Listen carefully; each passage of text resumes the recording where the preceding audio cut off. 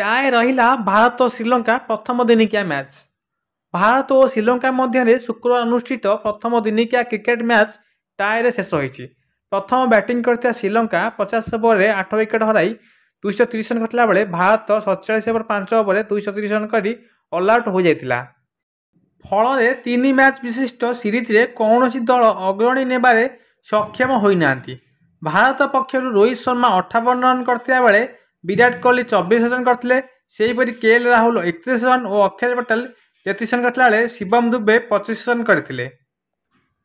यही मैच रे श्रीलंका टॉस जीति प्रथम बैटिंग करिया को निष्पत्ति नेइथिला। तेबे स्कोर मात्र 7 रन होइतिला बेले दल निज प्रथम विकेट हराइतिला। अभिषेक फर्नांडो मात्र 1 रन करी आउट होइतिले। तेबे प्रथम निशंका और कुशल मेंडिस सतर्कता सहित बैटिंग करी दल को संकटरू उद्धार करथिले। निशंका 56 रन करथिले, मेंडिस 14 रन करथिले। दलर मध्यक्रम विशेष योगदान दे पानथिले और निम्न मध्यक्रम बैट्समैन स्थिति की सुधारिथिले।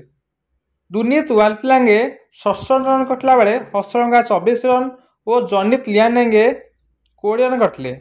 बल दल निर्धारित 50 ओवर 8 विकेट हराई 230 रन करथिला।